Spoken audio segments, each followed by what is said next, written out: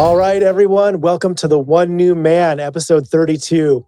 I am back after a relatively long hiatus. I've been gone for almost 3 or 4 months now from the show, writing the book, and I'm not quite back yet, but I will be coming back soon. And I had to come back for today's episode, as I'm sure many of you guys will understand. But we have a very, very special guest today. I'm going to introduce you to a guy who is a Messianic believer in Israel. So for people that are, I'm sure if you're following this show, you're somewhat familiar with that term, but just a Jewish believer in Jesus in Israel, who has recently just gotten out of the IDF. He's been in the IDF for the last 7 years. He's been doing something pretty amazing called combat engineering, which we're going to talk about. We are just going to call him T. So without further ado, T, welcome to the show. Welcome to the One New Man. Thank you very much. I'm glad to be here. Yes. And by the way, as we're talking to T, we can see him. He's a good-looking guy. But those of you who are watching this on video, you are not going to see his face. That's a requirement of the IDF, the Israeli army. And T, do you want to just explain that in the beginning? I know that is a requirement for you to be with us. What's the reason? Because a lot of people that are listening to this may not understand that. Yes, so unfortunately, there's organizations that are putting their entire focus on, and I'm trying to show as many people that have served in the IDF, especially during the war, and trying to give the information to countries, governments that unfortunately are willing to try and arrest, people that have been in these situations. And there's already been a few cases, around the world where people have even gotten urgent notices, that you need to leave the country because they're trying to lay their hands on you. So unfortunately, we're the ones that need to shy away, apparently. And that's why they're trying to protect us, basically, to keep our faces covered and let us, focus on what we need to. Do you know, T, what charge the nations are? So, like, let's just say you're traveling through Brazil or somewhere, and they realize, okay, here's someone who's served in the IDF. Are they trying to say that? Are they trying to label that as some kind of terrorism, or like, do you know how are they identifying that, like, in those countries? Yeah, I think they believe that Israel is committing war crimes, and that is working. That we're working against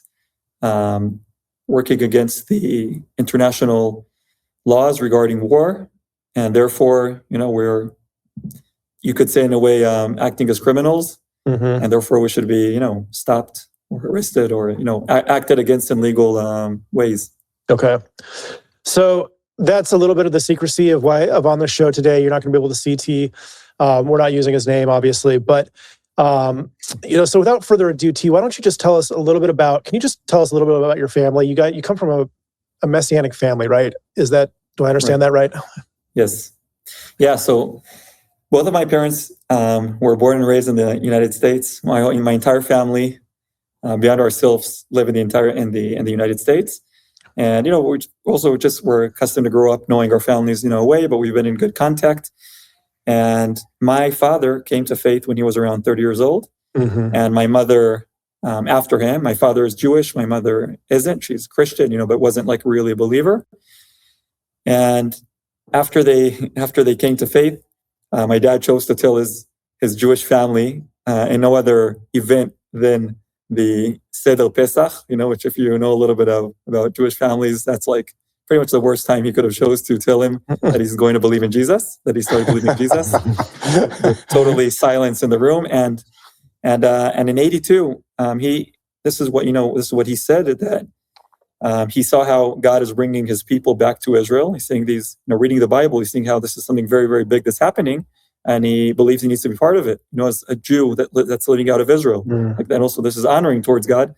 And he wanted to be a part of that. So he and my mother came to Israel. And I'm very thankful. I think it's amazing that if he wouldn't have come to faith, we wouldn't have grown up in Israel, me and my siblings, and I'm very thankful to have grown up here. That's so interesting. Were you born in Israel, Tom?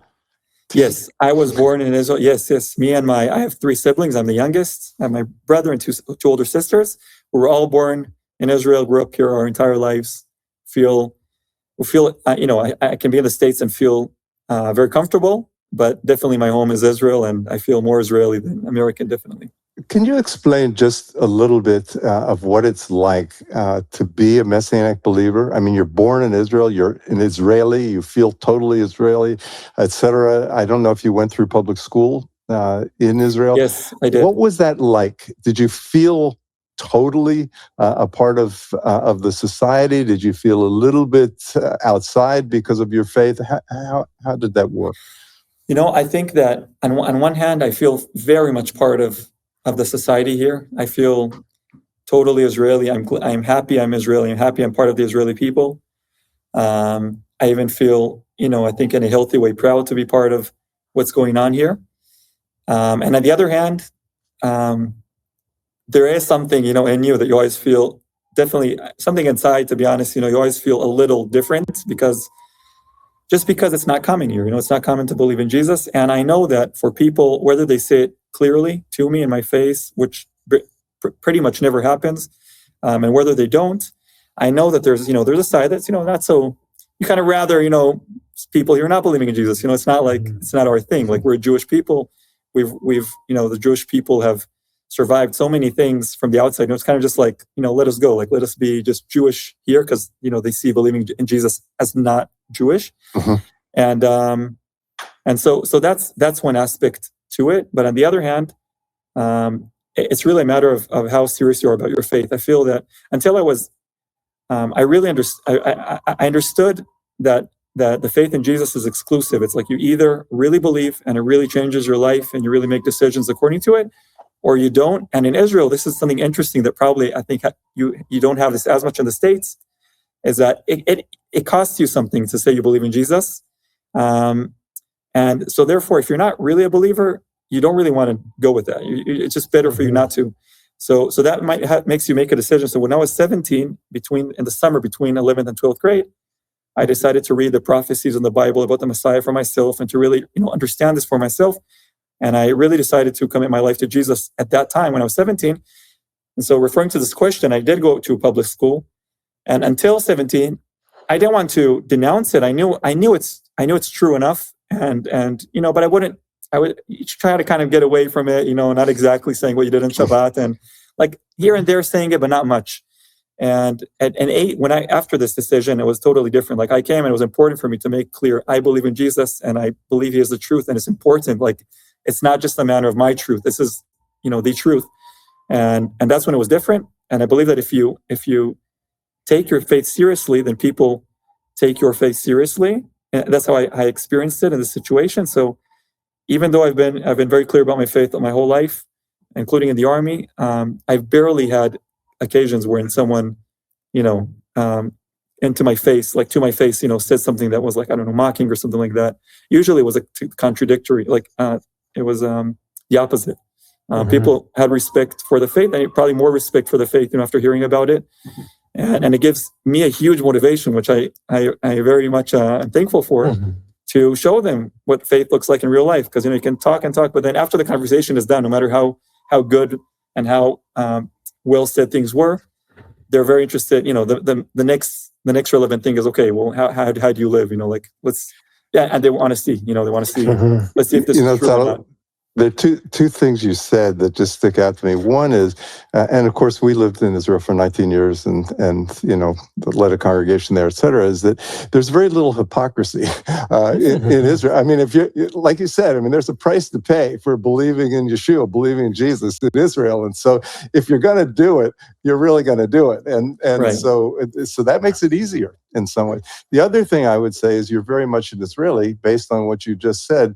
And that is, Israelis are not reticent to express their opinions, and what they believe. So in that way, you definitely are Israeli, no question about it. Right. That's awesome, T. So tell us then a little bit, explain to people what the obligation is for Israeli citizens regarding the IDF service. Like, it works a little bit differently than here in America. And so maybe just walk people through, what does that mean to be a young adult, in the IDF obligation that you guys have? Right. So, about the army pretty much earlier on. Israel is a country that the that the army is very much a big part of it. It was interesting also to me in the States when like someone is in the military, that's like not the usual thing. Like some people chose to go to military. Here it's part of what you do. And I think it's a very special characteristic of the Israeli people because it really brings you together. Like if you think about it, someone that if you're in a country that does not have obligatory service, and I'm just about to get to that. If you don't have that, then you might have someone growing up and maybe homeschool or public school, just grows up, goes into university, but there's never been, and then goes to work. There's never been a stage necessarily where he was really scrutinized, by his abilities, his leadership abilities. He's never had someone tell him maybe he's just had parents that have never really said no to him in a serious way, and like now he's getting punished for like if you're not disciplined. So it really puts you into order and also into like social order because you see other people and everyone, everyone is learning these same kind of ways to operate. What is when you like show your equipment, in a weekend, like when you have to like clean all of your stuff and like put them out and the commander goes and checks them out. There's a certain way to put them, so like you learn, organization, there's order, there's like hard work, there's teamwork. So that if you think, I think like even, Harvard, like management school or leadership school, I think there's no price to pay for having this as a real life experience and getting always like ranked for it and having, and being, you get like, especially as an officer, you score each other anonymously. And again, every few months, you see what people think about you, people that work closest to you, and teamwork and liability, and and the willingness to go after the battle, which that's probably the most important one.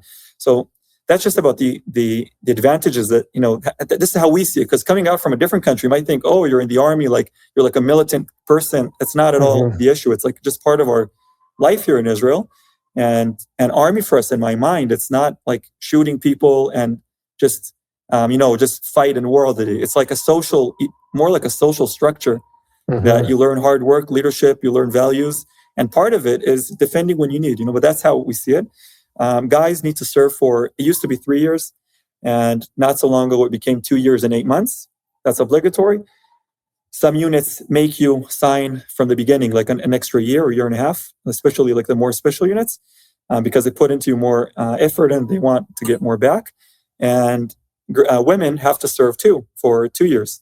So basically everyone has to serve. It doesn't mean that everyone does. There's sometimes ways to get out of it, but mostly you have to, and you don't have a way to get out of it. Yeah, that makes a lot of sense to me. Even just the social cohesion part that you're talking about. Just because I don't think we don't have that in the States, and so it's oftentimes it's not something that brings people together. I think in the same way in the States, and sometimes sometimes it's honored here, but sometimes it's not. And it's like it's very much easy to just kind of like not do that. And so I think what you said is really true. I think people miss the idea of kind of the social cohesion that it creates in Israel. That we all have to do this together, Right. Because I think that's totally missing here. Go ahead, John. No, and also, T didn't mention this just now, but okay, so the men have to serve for 2 years and 8 months, but then you have reserve duty, and at this point, T, how long?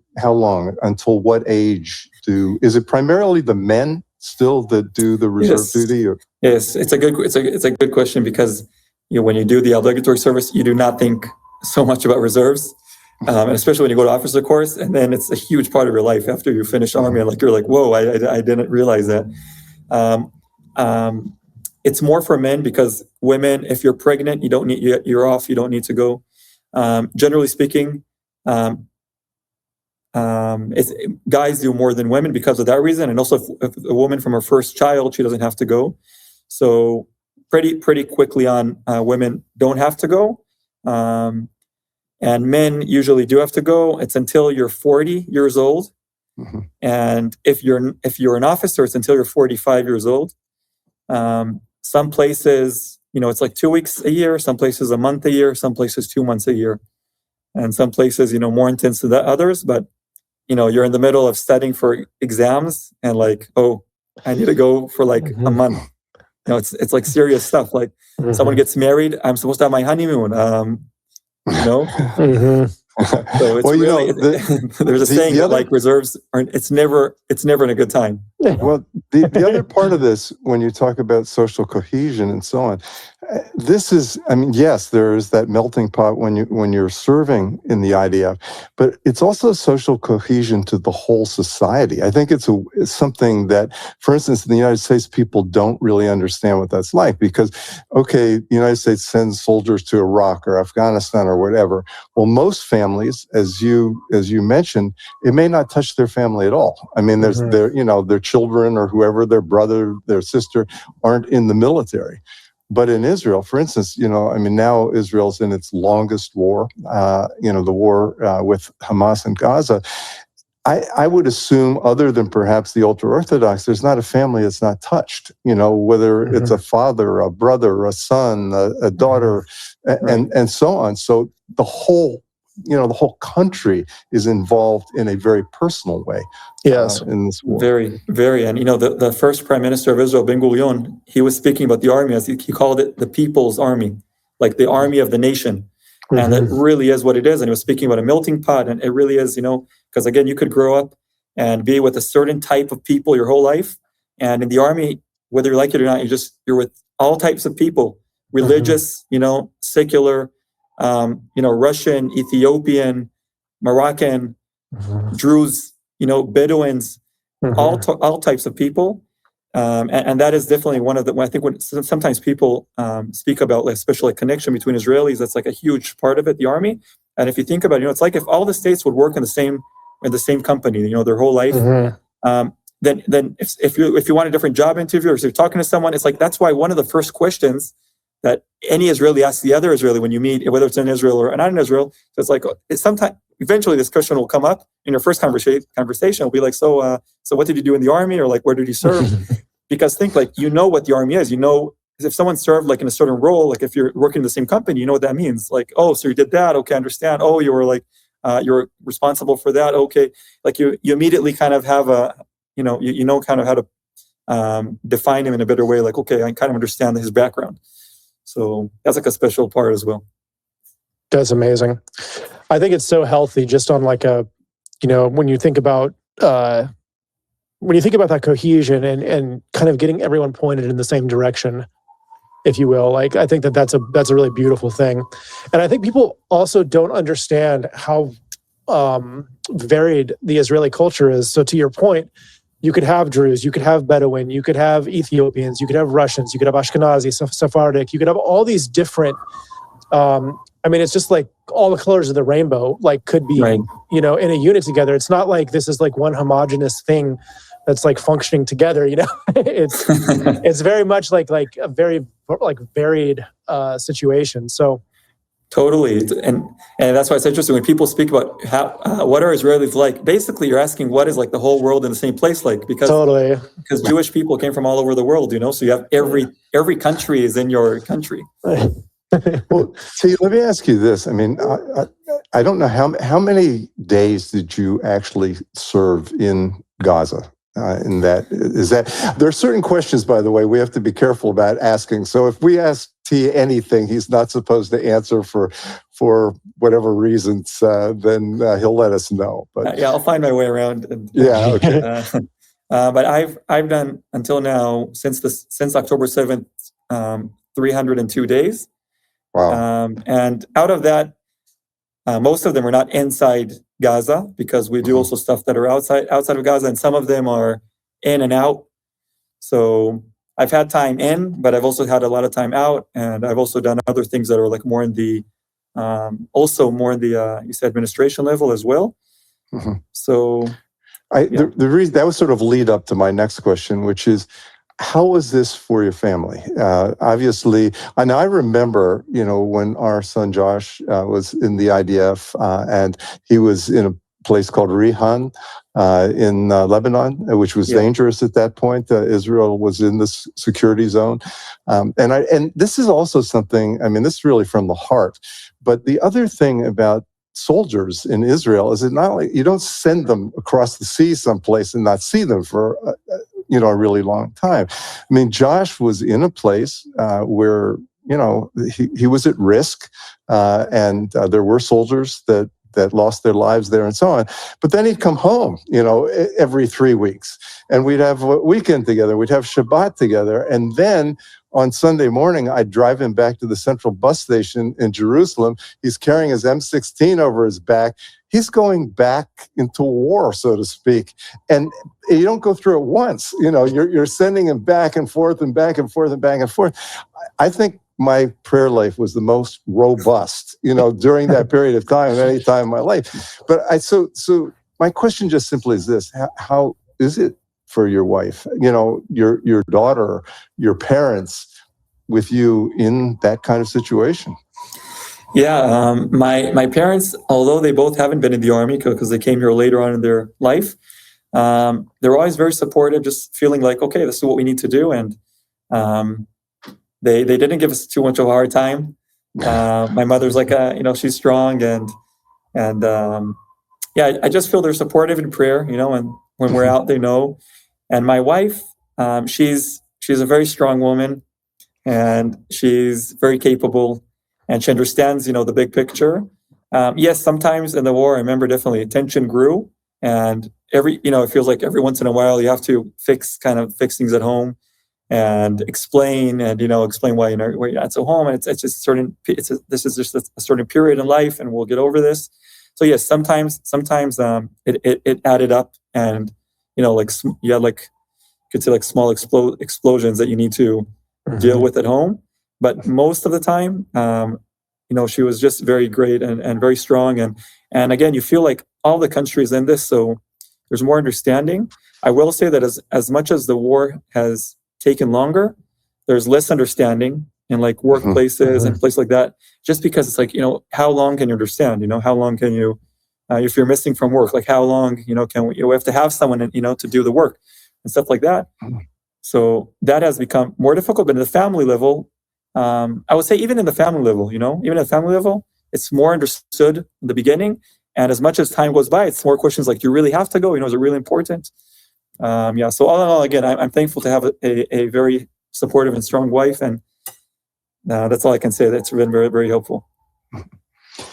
I guess, and Chris touched on this, but can you just talk about your specialty? I mean, what your unit does, because I know it's very, very relevant to the type of warfare that's taking place in Gaza.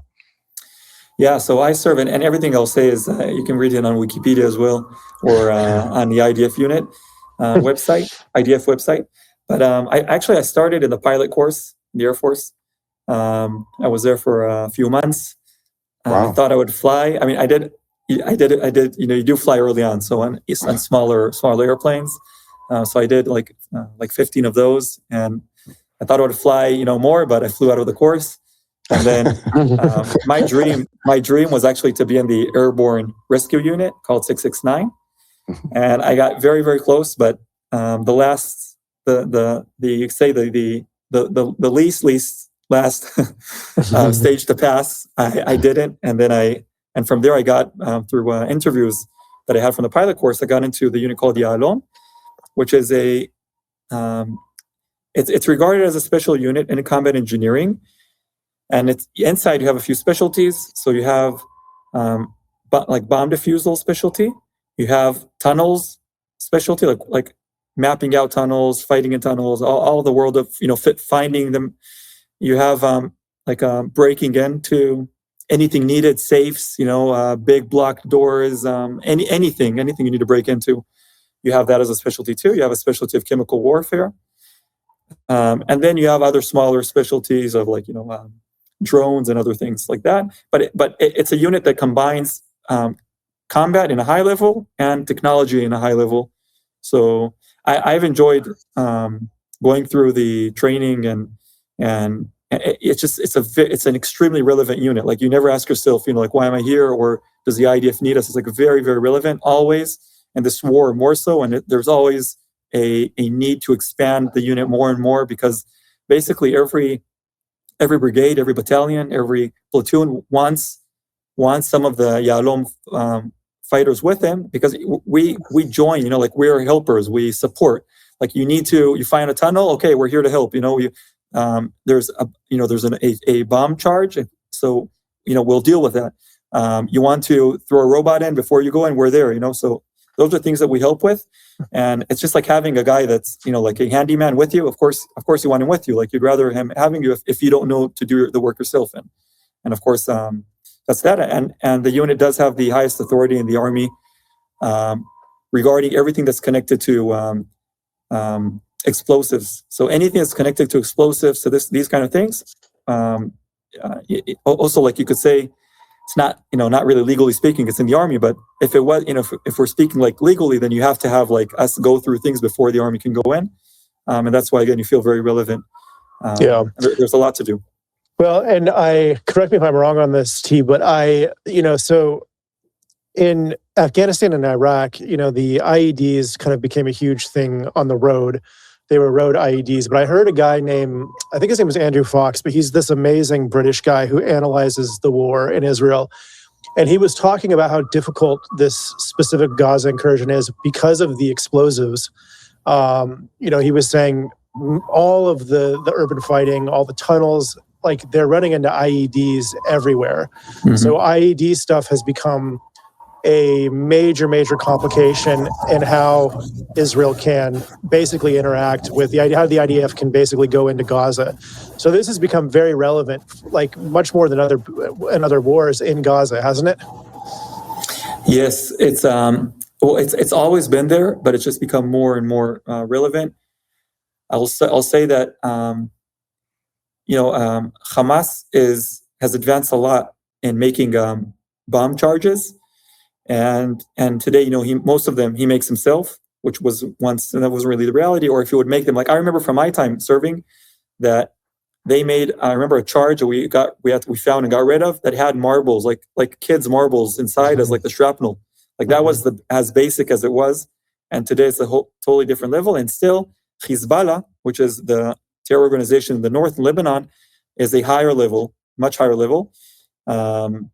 But they're getting more even, and we found a lot of Iranian-made charges, weapons, all of that, in Gaza as well, including North Korean, like RPGs and stuff like that. But yeah, it's very relevant. It's a big, you have a fear going any mission you do, you have the fear of these IEDs. They're lethal. They can take down they can take out of function a whole platoon. They can kill 4, severely injure 5 more. It's a big issue, and from what I know, you've had most casualties in Gaza out of the 900 soldiers that have died. About 2/3 of them in Gaza itself, because some were just in the October 7th. But a huge amount is from IEDs. And I would say another big amount is from RPGs being shot. But remember that RPGs, when they're shot, a lot of times they hit a tank or a different kind of armored vehicle. So you already have a lot of people inside. And IEDs manage to hit a lot of people when they're not only, inside a closed place, when you're just like walking by. Yeah. And so IEDs, are they mostly set off by pressure? Are they tripwire? Can you do them like remotely at this point? Like can they be detonated remotely? Like if someone sees you go into a building, like what are the ways that you can set one of those off, just to explain to people who maybe are not familiar? Right. So I'll say, first of all, theoretically, theoretically, I'm just, because almost I'll say what's happening in Gaza, but theoretically you can today, you would say you have charges that can go off by booby traps, and we learn to deal with all of those. But of course, that makes it much harder to recognize and to deal with. But booby traps, as stepping, like there can be like a stepping strip on a going upstairs. That's or just going into a house under like a carpet. Once you step on it, it's like 2 metal bars that once you step on it, will close a circuit, and that's enough. And then the charge that's in the closet right near you, will take off.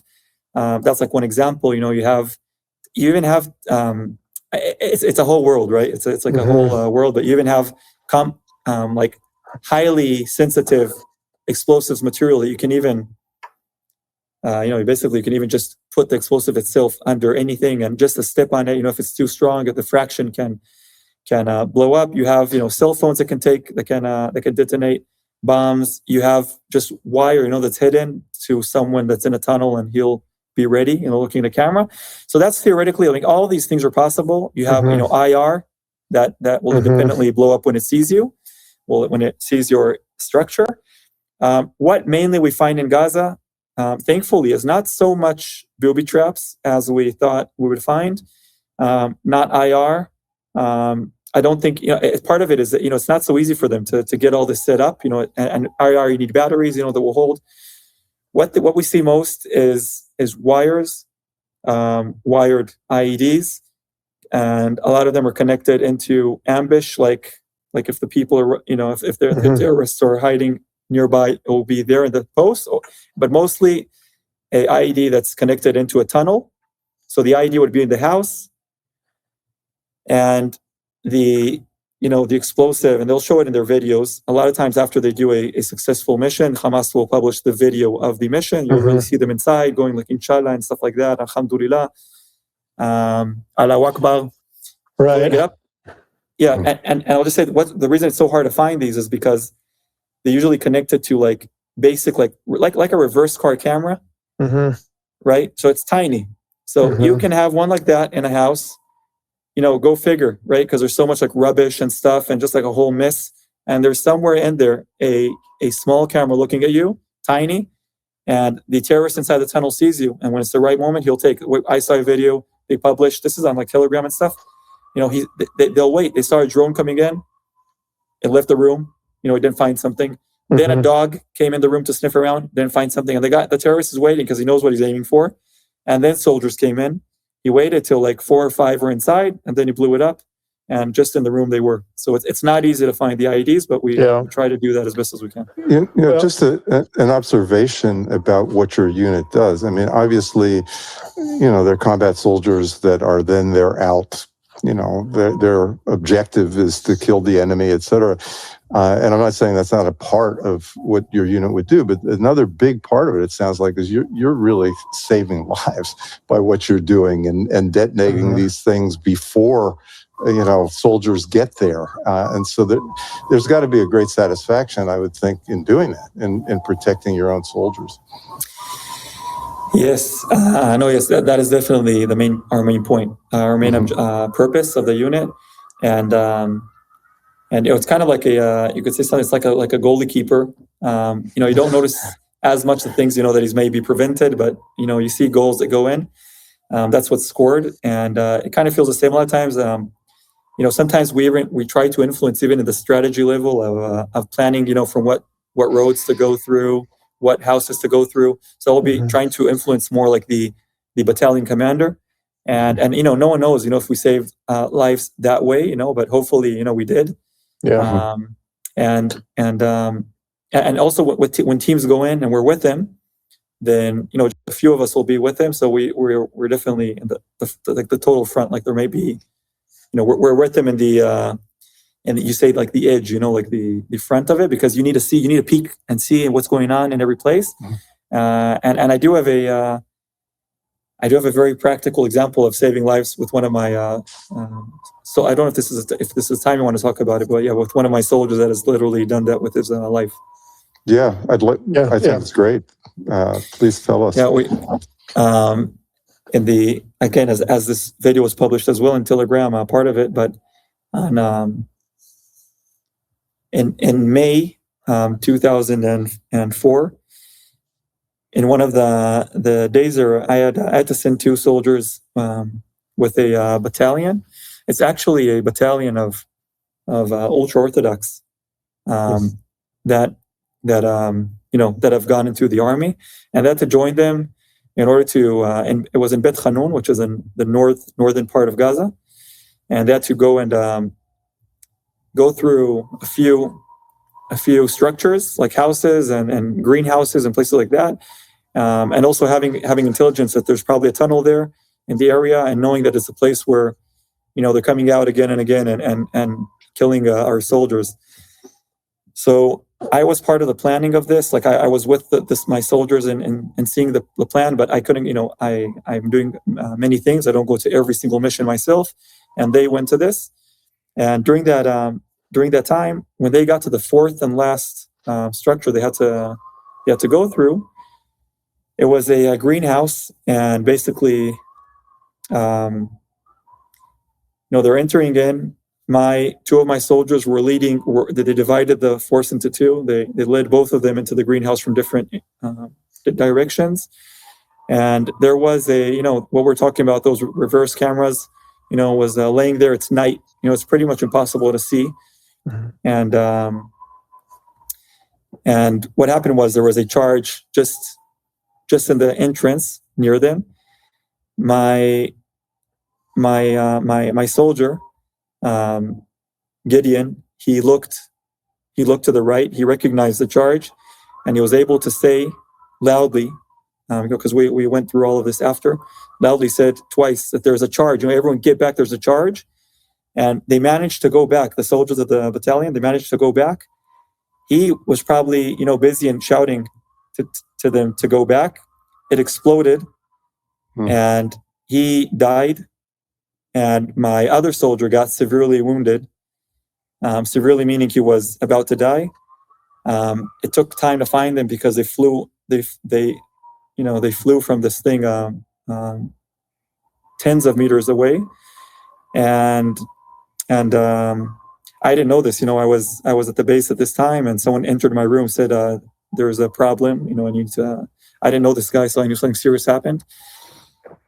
And you're it's hard to explain, but it's like the worst feeling you've ever felt.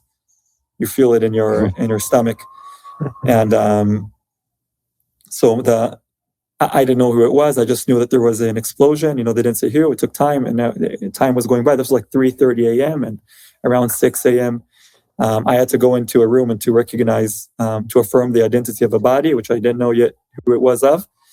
And I saw it was him, Gideon, and my other soldier was escorted in a chopper to a hospital in the center of the country. So this was for me, it was the hardest situation I've ever experienced in my life. And what made it worse was that, and this going back, to saving, other soldiers, but some of the, especially when you're in reserves, you're paying a higher price for this, because both of them they were leaving something behind. The soldier that was severely wounded, and thank God he's today, he's gotten back to himself. He's married and even has a child now born. But he was engaged, and he was supposed to be married a month from that day. Everything got postponed, and my soldier that died, Gideon, he was married to a Dutch woman, and they were in Holland in a family vacation.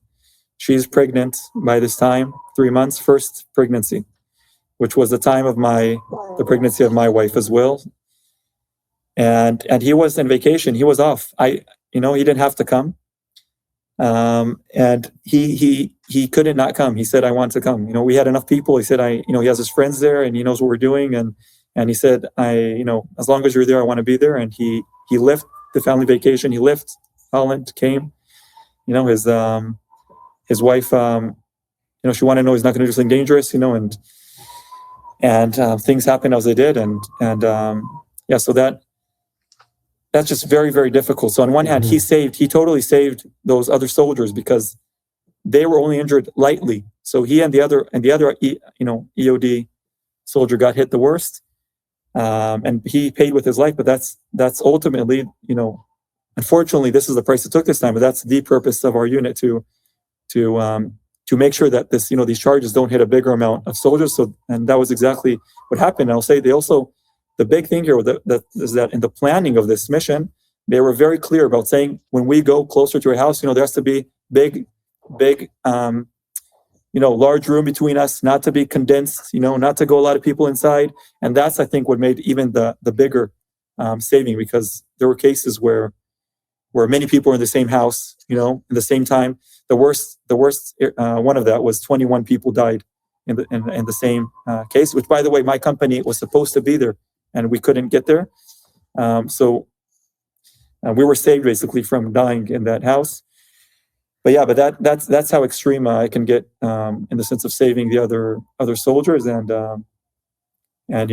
all I can say is, I'm thankful for the soldiers that are willing to do that, because, they're reservists. I mean, they come, you wouldn't believe, they come on the 7th of October, people that are lawyers, doctors, teachers, engineers, regular people. And they come, and the same day they need to put on a vest, weapons, start shooting in the same day, or the same week. My soldiers we went through the whole, we can expand about this if you want later, but we went through, the whole village of Be'eri, which was one of the ones that was struck the hardest, dealing with dead bodies of terrorists. So we had to make sure they're not booby-trapped, don't have ammunition, just so from your house and like normal life into like an engineer or a teacher needing to deal with terrorist bodies and like to start, seeing all the gross stuff and everything. And so that's part of the life here with the reserves, just out of normal life. I have just a couple of questions. In a situation like that where you lose a soldier under your command, do you contact the family, or are there certain sort of people that are assigned to do that? How does that work? Yes, there's people that are assigned to do that, and they'll go to the houses and let them know as soon as possible. If there's a family member that has not heard yet, they don't go yet to the family. So they wait till all the family members know. Sometimes someone is out of the country. Sometimes maybe the brother is like tracking in India, and they need to wait till they get connection to him. And only then they'll tell the family. And once they told the family, the funeral is usually the same day or the next day. The other question I have, because we're talking about saving lives really at this point, as you are very well aware, the Israeli army has been presented in a certain way in international media, et cetera, extremely negatively, and particularly as it relates to civilian deaths. And we realize, of course, those numbers are coming from Hamas, et cetera. But what kind of measures, do you take also to protect civilian lives, non-combatants? And the other big question, and this is probably even more difficult, how do you determine who's who? Because Hamas doesn't come out and say, hello, I'm a Hamas terrorist, et cetera. So how does that work? Yeah, I think, you have people like, like Douglas Murray and like all sorts of names, that are, and you have like, son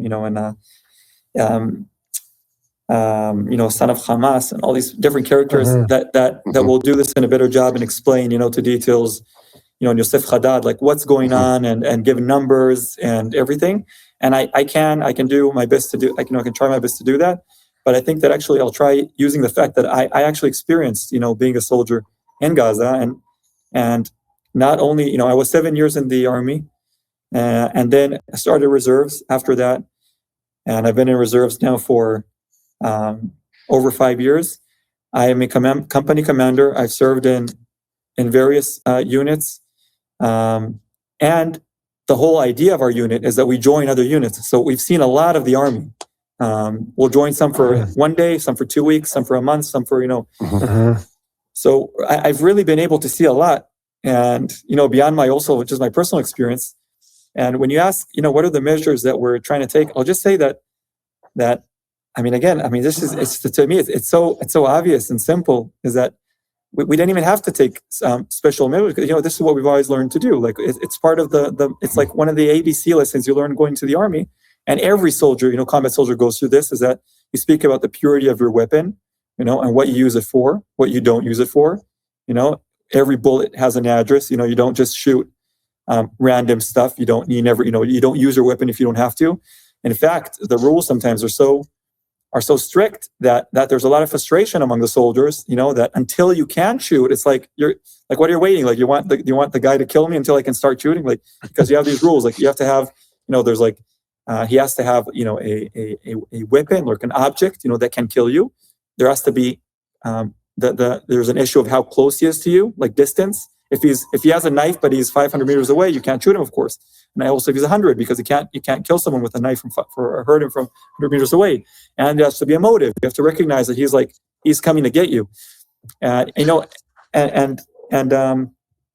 So when I'm saying this because this is our DNA of the IDF. Like, of course, human beings are sinful. Like, if I'll scrutinize and put cameras and put, and have a really close look at a life of a normal person, living just anywhere, and if I'll check and scrutinize morally, and I'll show the whole world what he's doing, I'm sure there's so many things that every one of us, right? We're not perfect. We're sinful. So just talking about a random soldier, doing something they shouldn't have, what army won't have that? But as an army, is the army moral? How does the army deal with things that have happened? How does the army deal with, what messages does he give? I'm telling you that from being in, I'm proud to be part of this army. I don't know if there's another, I don't, honestly, until I see it, I don't believe there's an army that will take the measures that we take to not hurt civilians. I'll get into that in a moment, what I know that we're doing. But I'll give you examples of situations that I was in.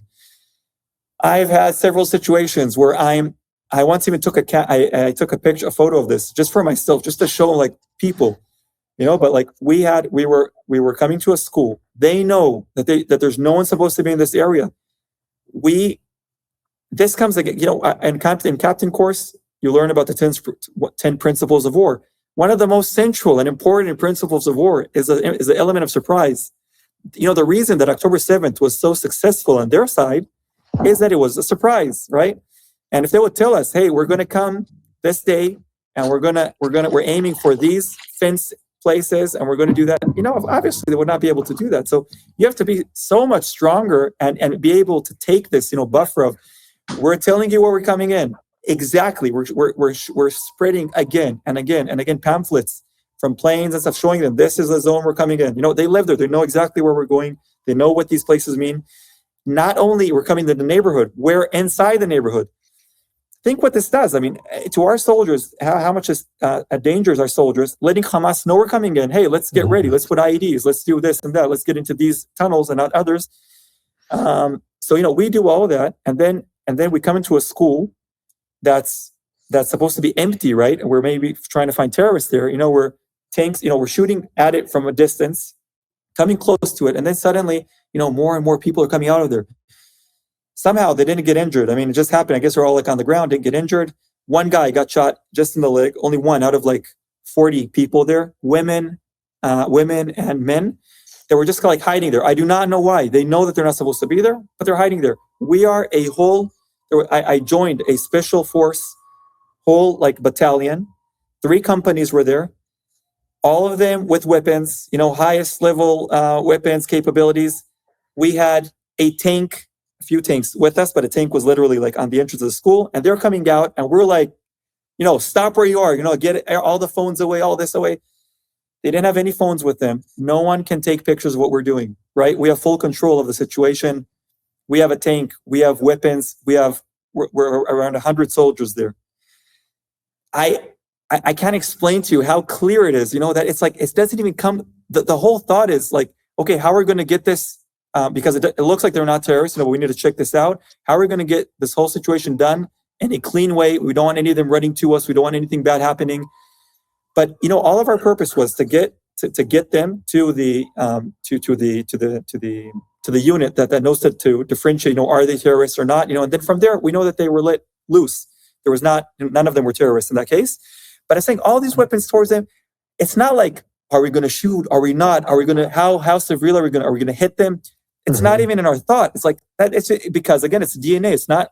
That's what we've learned our whole life in the army. It's like, so I'm saying when people say like you're doing genocide, or when you're like you're aiming at civilians, that's lies. It's not just not accurate. It's lying. It's like people that are either trying to twist the truth to make us to demonize us and to make us look not legitimate, or people that have no idea what they're talking about, and they're repeating lies. It's total lies. There's and again, I'm talking about the total majority. Again, if there's a person that has done something, I'm sure there is, here and there. I don't know, but if someone would know about that, he would be in trouble. I'll give an example. But no one aims at civilians. No one. And where it becomes more difficult is with the Air Force, because Air Force, if you're aiming right, like there's a certain person, that he's like a arch terrorist, and that he's done a lot of damage. he knows what he's doing. He knows that he's on the aim. So of course he's going to be going always to places where there's people at.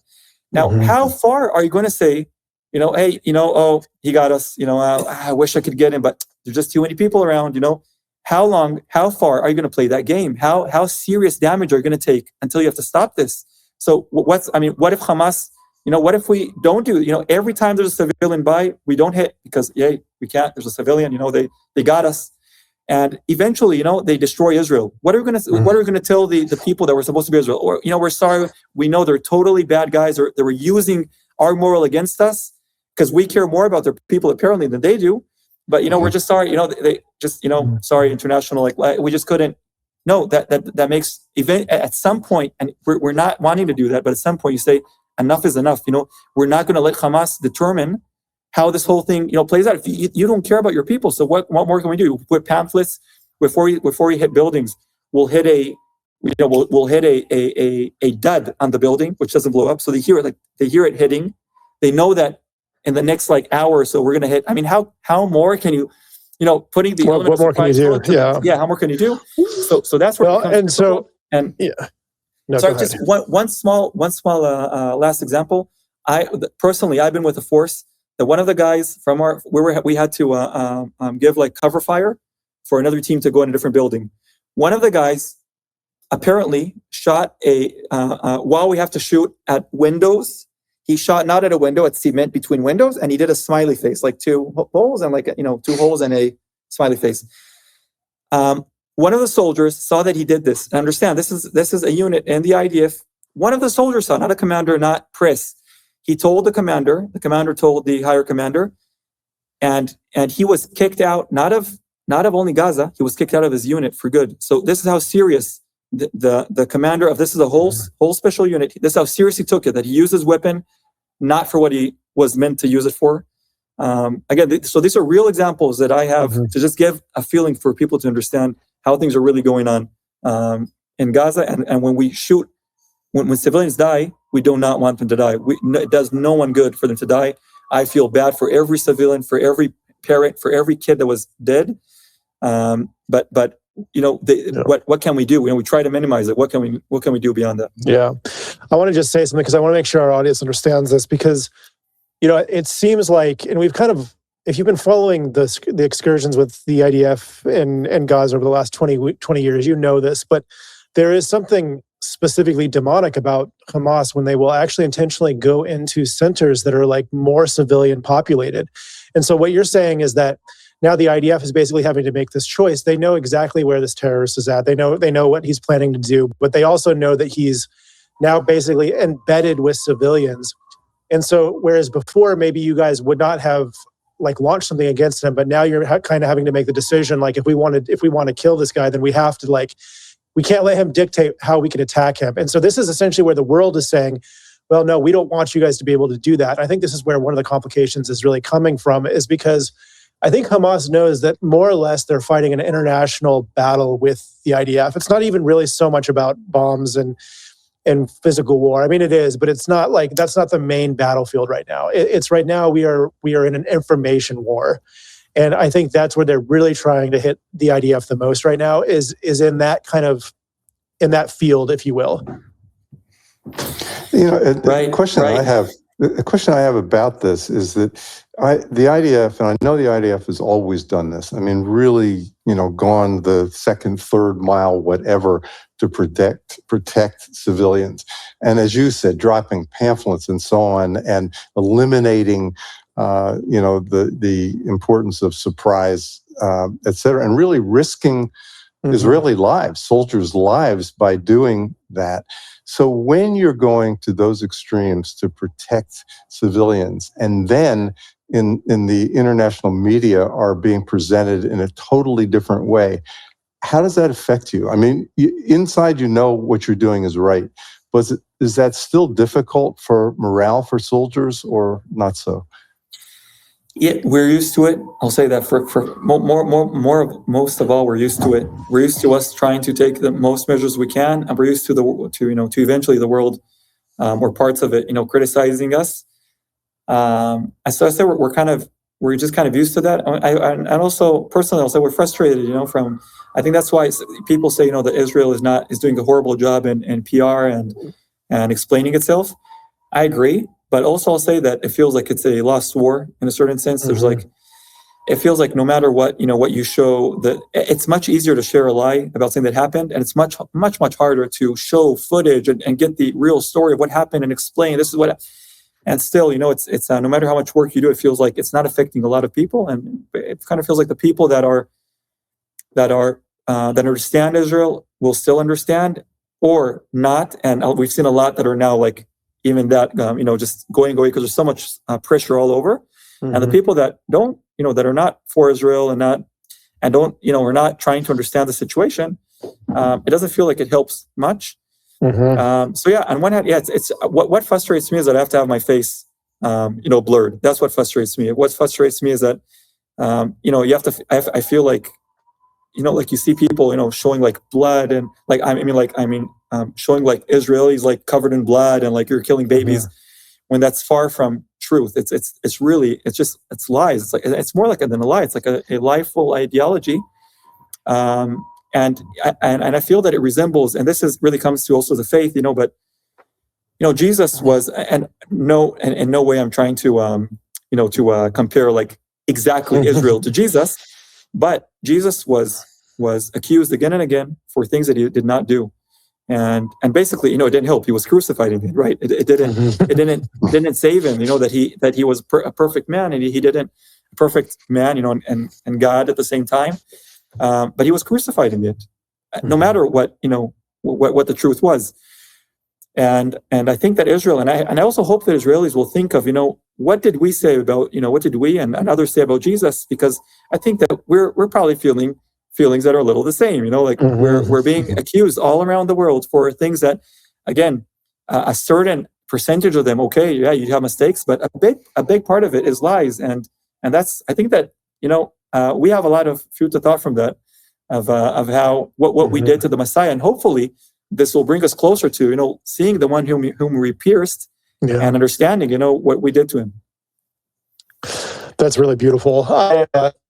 Yeah, that's really interesting, and I love hearing these stories, even just because like I follow Douglas Murray a lot. If people have not heard of him, they should check him out. There's another guy named Andrew Fox who I mentioned earlier, but he's part of the British. I want to say it's the Henry Jackson Society in Britain, and he does a lot of the stuff with the numbers. Like, recently, I think it was a couple of weeks ago, I don't know if the IDF was hacked into, somehow these numbers got released, that the press started picking up and saying that 87% of the deaths in Gaza, or 83% of the deaths in Gaza were civilians.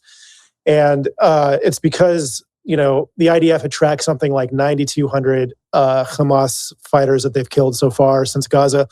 And I think that there's something like 53,000 that are being claimed have been killed since Gaza. So they were taking that 9,200 that the IDF knew about, and they were basically running a percentage off the 5,300 total that they've said have been killed. So then the world was starting to say, 83% of the civilians of the dead are civilians. But, the IDF denied this, and this guy, Andrew, did a really great job of breaking down what this actually meant. All that 9,200 number that the IDF had, those are all the ones that they can confirm were Hamas. And they do a ton of work to confirm these things. Like they see name tags, they see IDs. That's just, so the 9,200 is not all the Hamas fighters. Those are the only ones that they can like confirm without a doubt. What they also said is that 72% of the rest of those deaths were fighting age men between the age of like 15 and 52 or 53, something like that. So there was a high degree of confidence that this large number of fighting age men were also Hamas fighters. They just didn't, they have not been able to prove it. They don't get access to the bodies a lot of the time. So there's just issues with how the world sees this. And so you have this just total propaganda war. So I love hearing these stories that you're talking about, because I think it gives people a flavor of how complicated it is. And I think people really don't understand. There's a really big guy. He's actually a Jewish guy, but he's always hating on Israel. But his name is Dave Smith. And he recently made the comment that, the IDF should stop with all the Air Force and the explosions. They just need to work around all that. Meaning that, his idea is that the IDF should be going door to door with Jewish soldiers, having to disarm, all this stuff, having to work through all these IEDs, and there's just this total callous perspective. Like Israel's supposed to take no advantage. to defeat Hamas. At every corner, they're supposed to put their own bodies on the lines. As a society, they're supposed to send their 18 to 25-year-old young men into this, into this completely asymmetrical warfare that they're in. And it's so unfair. No one in the world would expect, like, what army would send food and aid into their enemies that they're fighting? The Israel has done with, like, the tons and tons of food that they've sent in, all the medical aid. It's like, we were not sending, like, the Germans help. We weren't sending the Vietnamese help. We weren't, like, that. That's so crazy that you think that you have this insane obligation on the IDF to do something that no other army has ever been demanded to do any type in any of the war history that we have as a population, like as a human species. It's crazy. Yeah, I totally agree, and I just I think this is, again, this is why I think it's beyond it's a spiritual reality. It's a spiritual thing. Yeah. It's totally it's a spiritual thing. And I know it's like people in the world, right? How many people blame God for bad things that happen in the world? Right? It's always, right? Like, where was God? Some people don't believe in God because of things that they saw. It can't be that there was a God if these things happened. And really, in the end, when everything is done, we'll know who wanted these things, and it's the devil. And God did not want, God does not want, right? He doesn't want the unrighteous to die. He doesn't want, it's not from him, and people yet will blame God. And in this case, I'm just saying, instead of understanding the Hamas as a horrible organization, and by the way, I do believe that there are innocent people in Gaza. Of course, I think that to say there isn't, I don't think that's, I think, of course there's also innocent people in Gaza, but there's also many people that sided with Hamas. There's many people that think that they're they're fighters. They hoped, if October 7th would go better, they'd probably be pretty glad about it, and because you see them regretting it. And just to say that it really is a spiritual battle, and people from the world say, hey, two-state solution, hey, just let them, be. You're saying that because you're not in the situation. You're saying that because you don't really understand the situation. It's like saying, hey, let's have your kid in a zoo, but this zoo doesn't have any fences, and there's lions there, there's tigers, there's jaguars and snakes, and so if a parent would say, yeah, hey, let's take my kids to that zoo, let's just be together, you think he's negligent, or that he's crazy, or that he just doesn't love his child. And that's what we're asked to do, because people don't understand the Middle East is a different place. It's like if I'd say, hey, let's go and negotiate with gangs in the favelas in Brazil. Like, what do we know about that? They have a certain language, a certain behavior. And the Middle East, there's a certain language, certain behavior, and there's a certain ideology, and it's a spiritual ideology. Hamas will not, and I'm talking also about, I believe that most of the Palestinians living in Gaza, they will not feel like, hey, we have two states, great, because they haven't from the beginning. You see that in 1948, half was not good. They said no, and they will not stop until we're out and until they have it all. They will not stop. If people do not understand this, we were in Gaza until 2005. We didn't ask for anything. Ariel Sharon, the prime minister, said we're going to go out. We had thousands of Jews living in Gaza. We went out in 2005. We didn't ask anything for it, hoping that now, okay, they have they have more room. We're not there. They can, do their thing. Future, right?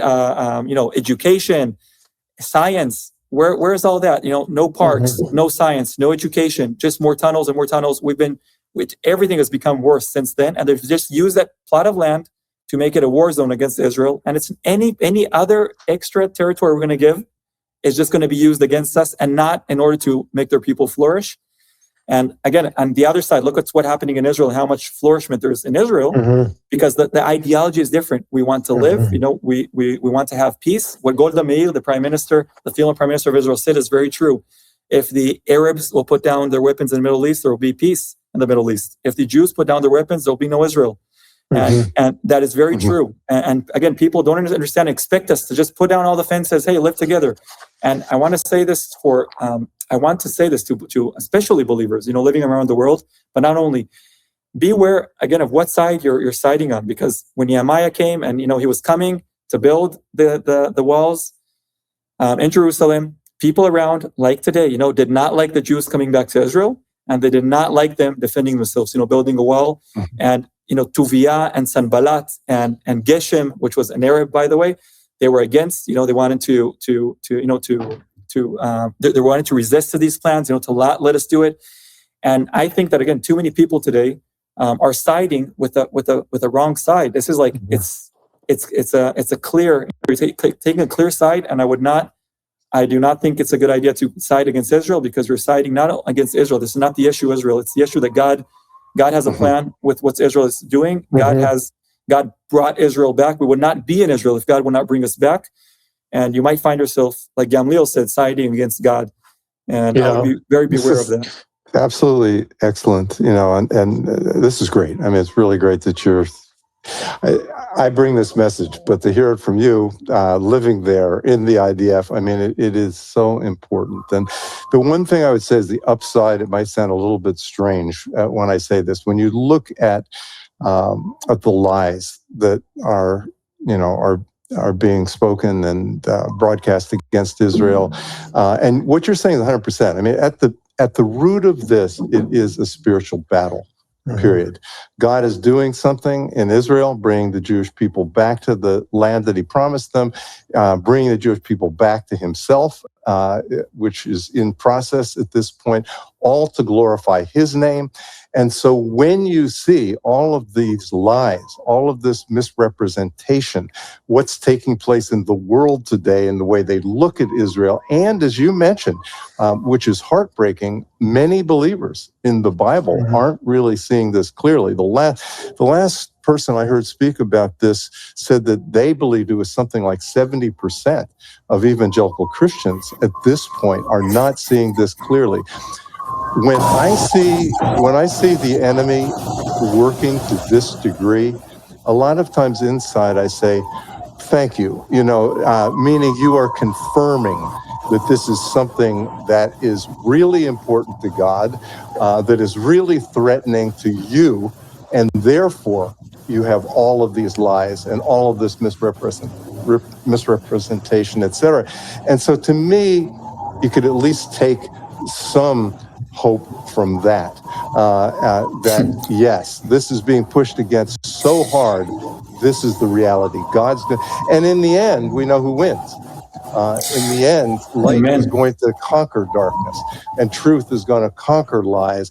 And so, to me, that's encouraging, even in the middle of the battle. Very, very much. I agree. And that is our hope, and again, our hope is not in just because it's so strongly said and so many lies. So I'm speaking about the morality of the IDF as well, but our hope is, again, it's not in our good deeds. It's in God. And just also as believers, your hope is not in your, it's not in your own self, right? But he shows you, and he's faithful to his choices. He's faithful to his promises. If it was up to us, then none of us would have come through in the end. And it's very, very encouraging to know that, right, Israel is not going to go anywhere. It doesn't matter how many missiles Iran has or other people have. There's always another person coming against us. All of our history, there's always someone in line to be against us. It's almost surprising how small patience, the world or the devil or has, and not having someone against Israel, right? Like the Holocaust was not too long ago, and already so many anti-Semitism is coming back again. But again, God is faithful to his promises, and that's our hope. And that's why, again, I don't, also knowing that this is, I don't feel, I feel it's good that there's believing soldiers in the army as well.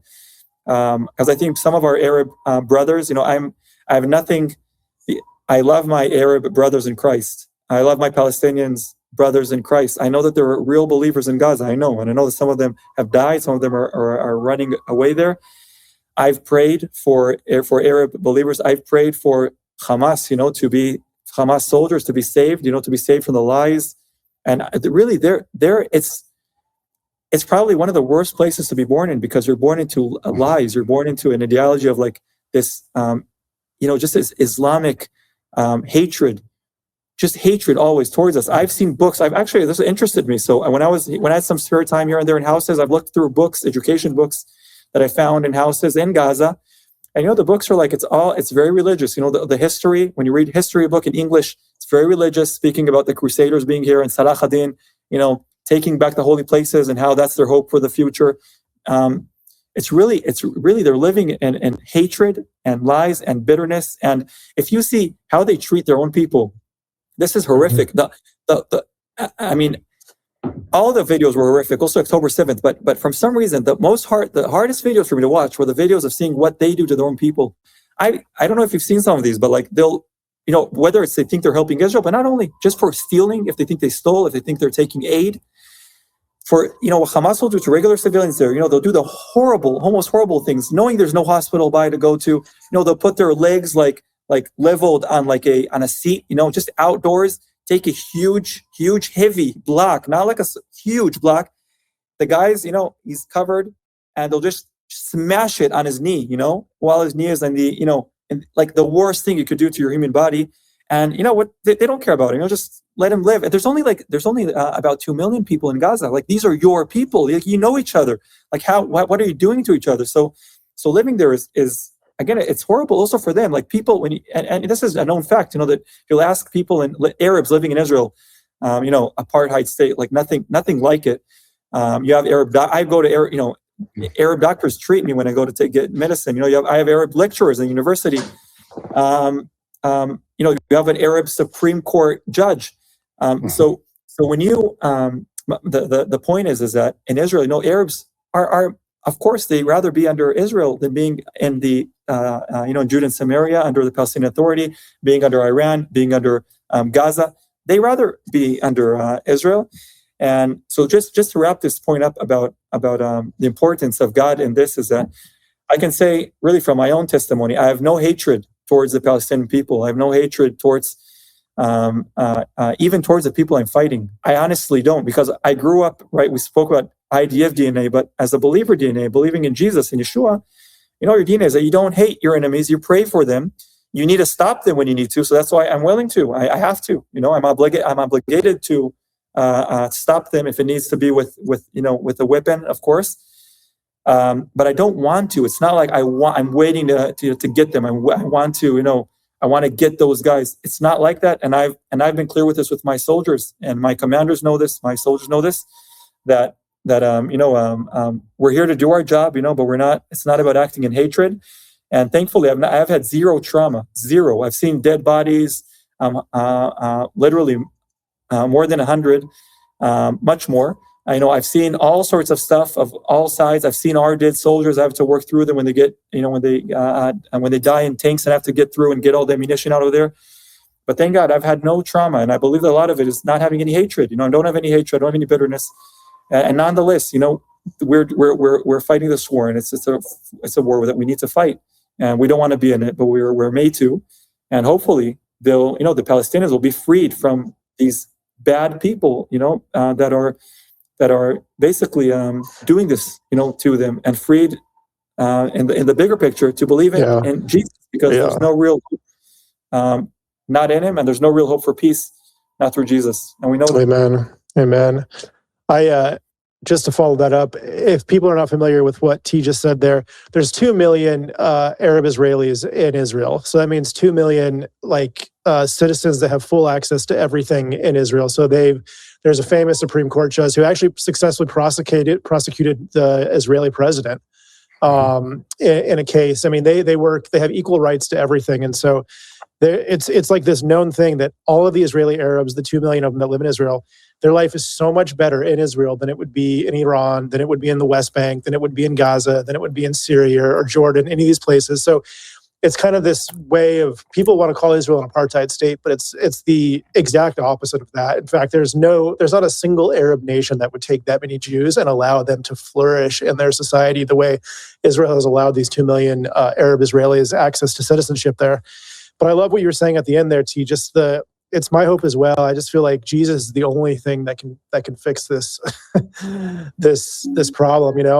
Do you think it's possible to remove Hamas without removing Palestinians from Gaza? Like, do you think that for the IDF to, and I know that this is a big conversation in Israel right now, but do you think that for Hamas to be totally eradicated from Gaza, do you think it's going to require the Palestinians to be removed from there? Yeah, that's a good question. I just want to follow up and say also that also in Gaza itself, there are 2 million. I mean, the total of Gaza population is 2 million. So meaning it's not so big, and they know each other. So doing things like this to each other just makes it even worse. Totally. But I mean, beyond the 2 million in Israel, like you were mentioning. And regarding this question, It's a good question because, again, it's like it's the ideology in Gaza. And before it was Fatah, that was the organization up to 2006, that was before Hamas, and they were against us, just as much. And then now it's Hamas. You asked before, how do we recognize how they dress? They dress the same, like civilians. It's hard to know who's who. If you say today, who's Hamas in Gaza? It's not exactly easy to know, because they always recruit more. They recruit more.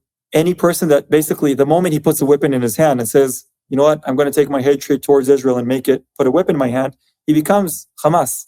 And then Hamas also, like any organization, in the IDF, for example, I know that you have 3 supporters for 1 combat soldier, right? You have to have people like in the offices around. So you're thinking only about Hamas as people that have weapons in their hands, or also people that are helping, Hamas. How about, in October 7th, when everything happened, they know that if they have the hostages, again, it's the reason the war is not ended is not because Israel wants to continue to fight. It's that they still have our hostages. What are you supposed to do? Leave them there? So did even one hostage, was he handed to Israel by Gazans? And of course, I don't know about the intelligence level. Perhaps there were Gazans that tried helping and saying where people were, but we don't know. And the fact is that no one has been handed to us. The fact is that, and again, this is hard because Hamas is very violent. It's easy to say, why don't the Gazans, fight till Hamas, get out of here? It's not easy. They're very violent. They're horrific. But the feeling is that the ideology of getting rid of Israel, the ideology of not being okay as long as Jews are in Israel, that is a vast ideology in Gaza. And personally, if I'll say my personal opinion, I don't think that anything good is going to come out of Gaza Strip. I'm not saying that in the sense of like Nathaniel said about Nazareth. I mean that in the sense of what hope is there for the most condensed place in such a small area? It's small. It's 12 kilometers on. It's around 60 on 12 or 6, depending where you're looking at. That's all for 2 million people. When you have, when your government, like your regime, is not in for making life better, what hope do you have? And so that's why I think that from that thought, the only solution I see to this is you have to have. I do think it's a good idea to have them out of there, and I don't see it as like a extremist, racist, genocidal cleansing. No, I think if again, like the Arabs in Israel are happy they're in Israel because it's a normal place to grow to be in, then I think that they would rather not be in that place. And many of them, and we know this, do not want to stay there, because again, it's not a place of hope for if you have children, if you have grandchildren. So I do think that's, again, as a soldier, and even though I'm in reserves, I'm refraining from saying what Israel should do in the military sense. Totally.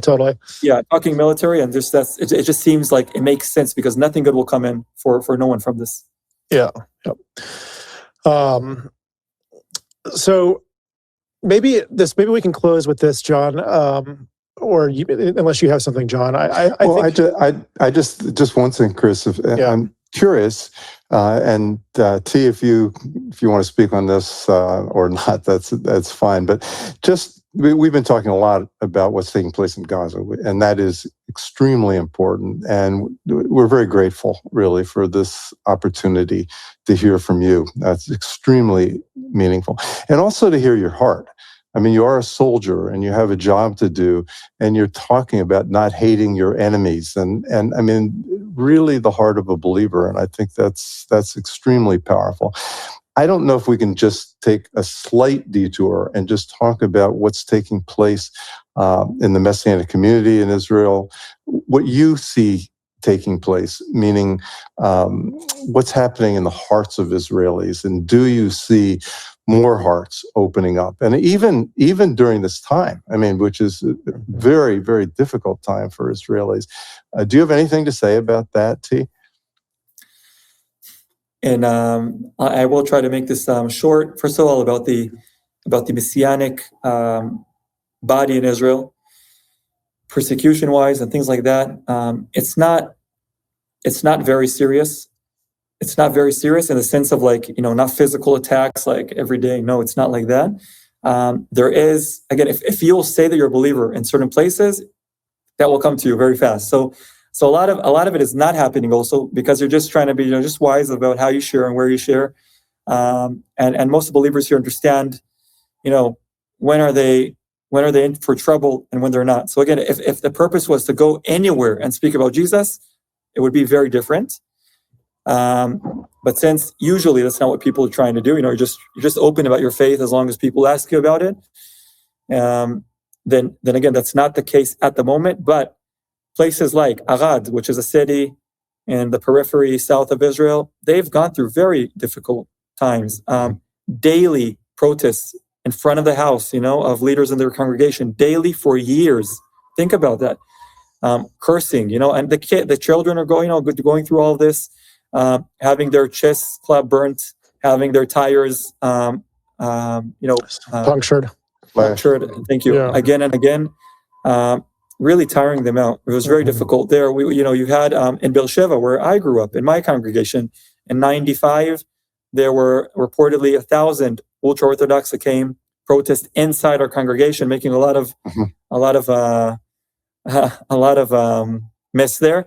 And in 2005, reportedly around 600. I remember that time. It was violent. They were throwing things around. They were punching people.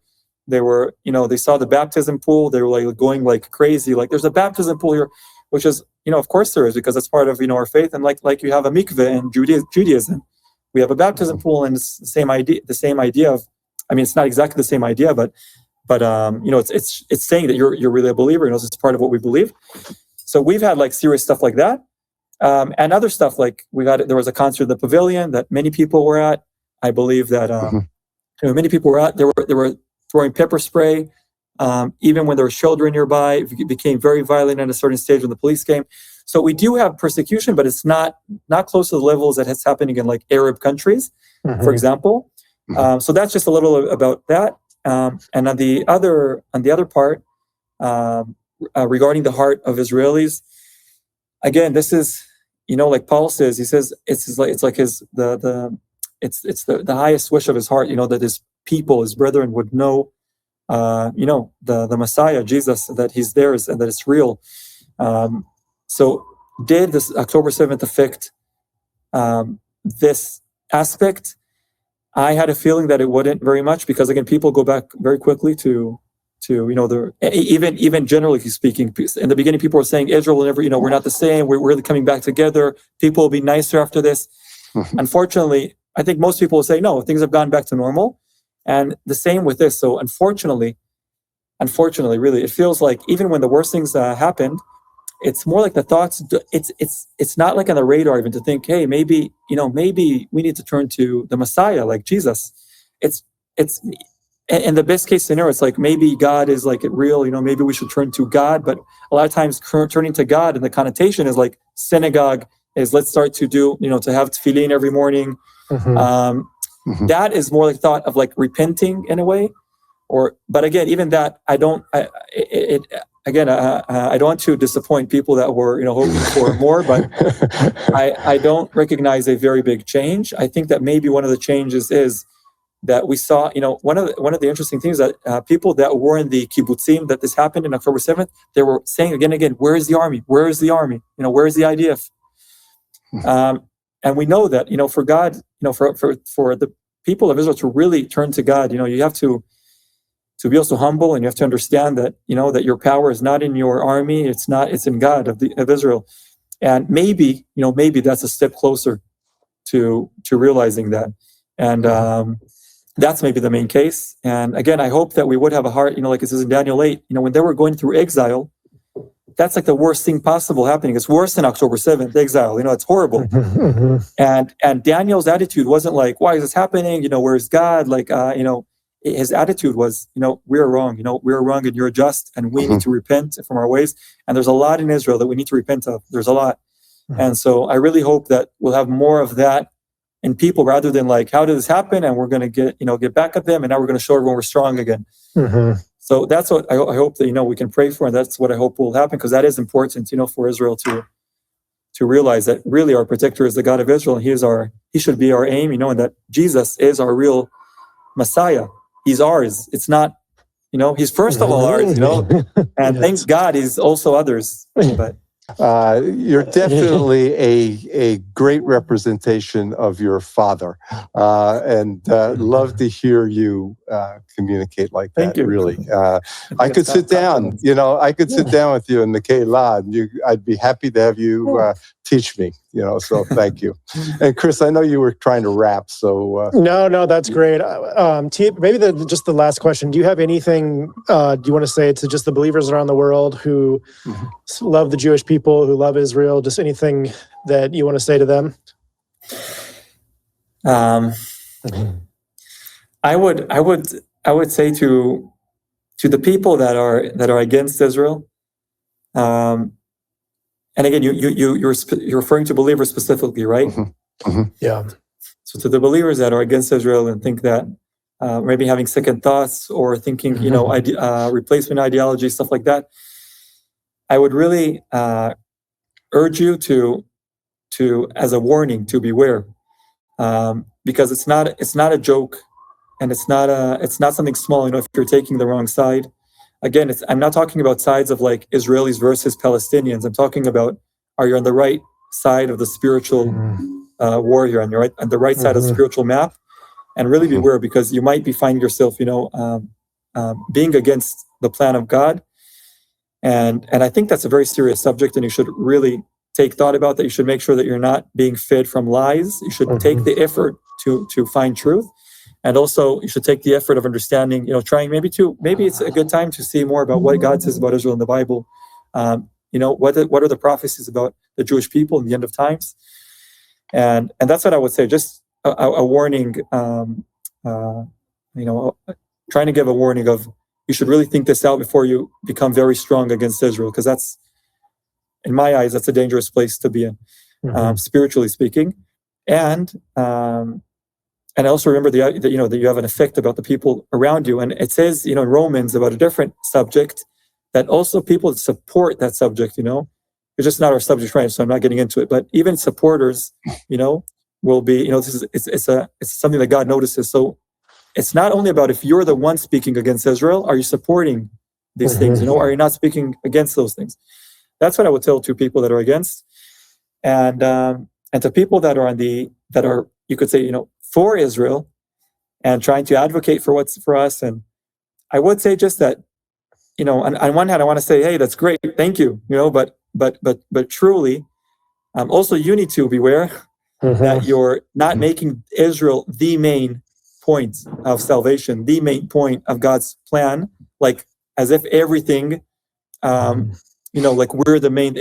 We're a tool. Israel is a tool, and an amazing tool. God chose Israel, and God has a special plan for Israel and the Jewish people. But he said that we're supposed to be a light to the nations. He brought the Messiah through us.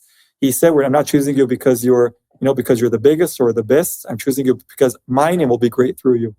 So don't lose, like, sometimes I feel like people lose proportion or take this too much off. Like even I sometimes feel uncomfortable with people trying to like tell me, hey, I'm for Israel, this is that. But you feel like, but are you for God? Like, are you for God's plan?